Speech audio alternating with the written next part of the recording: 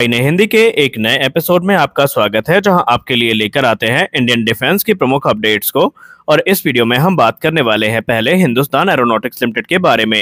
Hindustan aeronautics limited को लेकर के गत कुछ दिनों में रिपोर्ट सामने आई और अधिकतर रिपोर्ट जो थी वो नकारात्मक थी और भारतीय वायुसेना ने भी इस पर रोष व्यक्त किया, जिसके बारे में ऑलरेडी हमने दोपहर की वीडियो पर चर्चा करी। लेकिन इन सारी बुरी खबरों के बीच में एक सकारात्मक खबर भी सामने आई है, जो कि LCS प्रचंड को लेकर है। आप सबको पता है कि हाल ही में 156 की संख्या में जो LCS प्रचंड हेलीकॉप्टर हैं, इनकी खरीद को मंजूरी मिली है और इसके लिए जो रिक्वेस्ट फॉर प्रपोजल है, ये हिंदुस्तान एरोनॉटिक्स लिमिटेड ने रिसीव भी कर लिया है। बड़ी बात ये है कि सही मायने में LCS प्रचंड की जर्नी की तो अब शुरुआत हुई है, क्योंकि मीडिया रिपोर्ट्स में ये बताया जा रहा है कि भारतीय वायुसेना इस समय न सिर्फ एडिशनल अपाचे अटैक हेलीकॉप्टर्स को खरीदने के लिए इच्छुक है, बल्कि इसके साथ ही साथ LCS प्रचंड के जो एडिशनल ऑर्डर है, इनके लिए भी दरवाजे खुल जाएंगे। और क्योंकि भारतीय वायुसेना LCS प्रचंड की कैपेबिलिटी से काफ़ी ज़्यादा खुश है, क्योंकि ये हेलीकॉप्टर सारी नीड्स को पूरा कर रहे हैं, तो ऐसे में भारतीय वायुसेना इनमें और ज़्यादा एडवांस टेक्नोलॉजीज़ को इंटीग्रेट करने की तरफ देख रही है और ऐसे में इन्हें एंटी ड्रोन डिफेंस सिस्टम के तौर पर इस्तेमाल किया जाएगा। दरअसल पहले ही 5 की संख्या में जो लिमिटेड सीरीज प्रोडक्शन के हेलीकॉप्टर हैं, ये हिंदुस्तान एरोनॉटिक्स लिमिटेड के द्वारा भारतीय वायुसेना को दिए गए थे, जहां पर भारतीय वायुसेना ने इन्हें एक्सटेंसिव जो कह सकते हैं एवेल्युएशन प्रोसेस है, उससे गुजारा है और जो रिजल्ट आए थे ये अत्यंत सकारात्मक थे, जिन्होंने भारतीय वायुसेना को काफ़ी ज़्यादा प्रभावित किया था। और ये जो रिजल्ट हैं, इनका बेनिफिट ये है कि अब भारतीय वायुसेना जो ये 66 की संख्या है, इसको 100 के पार ले जाने के बारे में विचार कर रही है। जी हाँ, भारतीय वायुसेना इन नंबर्स को 66 से बढ़ा करके 100 करने के बारे में विचार कर रही है और अगर सब कुछ सही रहा तो LCS प्रचंड के जो एडिशनल ऑर्डर्स हैं वो हमें देखने को मिलने वाले हैं। हालांकि भारतीय वायुसेना इमीडिएटली इन एडिशनल ऑर्डर्स को प्लेस नहीं करेगी, बल्कि ये अलग अलग बैचेज में होंगे। बैच फर्स्ट में हमें 66 जो LCS प्रचंड हेलीकॉप्टर हैं, ये भारतीय वायुसेना का हिस्सा बनते दिखाई पड़ेंगे और बैच 2 में जो प्रोक्योरमेंट है वो हमें एडिशनल LCS का देखने को मिलेगा और इनमें बहुत सारी मॉडिफिकेशन हमें होती दिखाई पड़ेंगी। और भारतीय वायुसेना ने स्पष्ट कर दिया है कि LCS प्रचंड की कैपेबिलिटी को कैसे इन्हांस किया जाए, इसको लेकर के वो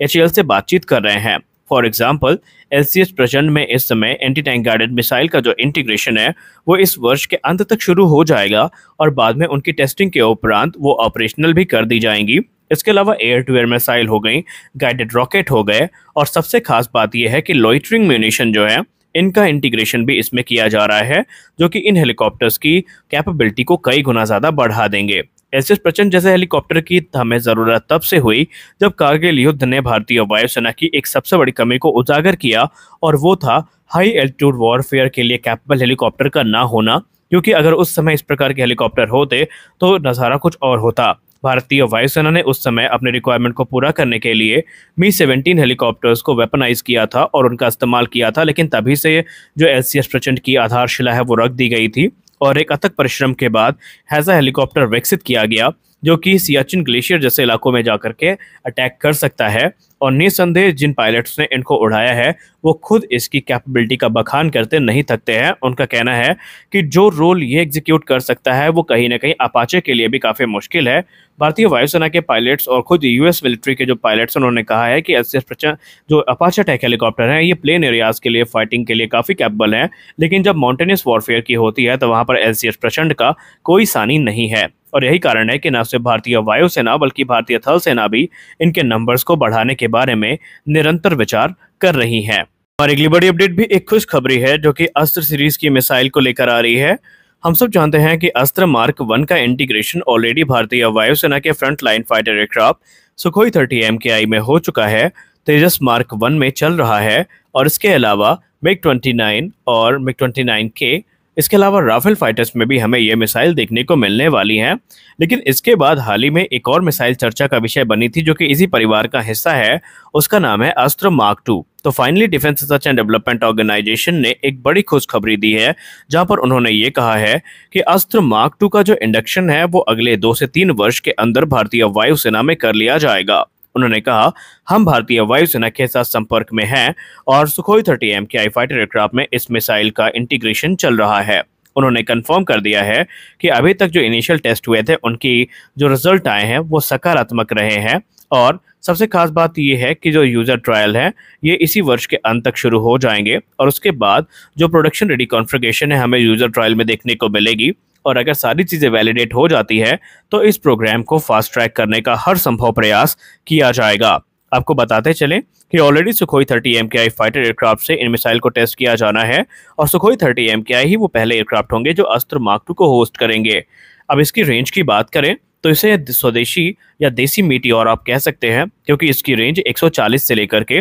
160 किलोमीटर के बीच में है और ये अस्त्र मार्क 2 का अस्त्र मार्क 1 का एक सक्सेसर कहा जा रहा है और अपने प्रेडिसेसर की तुलना में इसमें बहुत सारे इम्प्रूवमेंट्स भी किए गए हैं और पिछले 2 साल से ये रिगरस डेवलपमेंटल ट्रायल से गुजर चुकी है, जिसमें कैप्टिव ट्रायल, सेपरेशन ट्रायल और crucial dual pulse rocket motor trial शामिल हैं और सभी टेस्ट को इसने बाखूबी पूरा भी कर लिया है। Doctor Sameer V Kamat sir ने इस पर चर्चा करते हुए ये कहा कि इस प्रकार की जो मिसाइल टेक्नोलॉजी है ये सही मायने में हमें आत्मनिर्भरता की ओर लेके जा रही है और आप आने वाले भविष्य में देखेंगे कि ये मिसाइल भारतीय वायुसेना की ताकत को कैसे ज़्यादा बढ़ाती है। उन्होंने कहा कि इसका जो फुल स्केल प्रोडक्शन है इसको आप 2027 तक एक्सपेक्ट कर सकते हैं, जहां पर हम इसका फुल स्केल प्रोडक्शन करेंगे और बड़े नंबर्स में ये मिसाइल आपको देखने को मिलने वाली है। दरअसल ये मिसाइल हमारे लिए इम्पोर्टेंट इसलिए भी बन जाती है क्योंकि ये मिसाइल ना सिर्फ हमें सुखोई 30 MKI जैसे प्लेटफॉर्म में देखने को मिलेगी, बल्कि ये मिसाइल हमें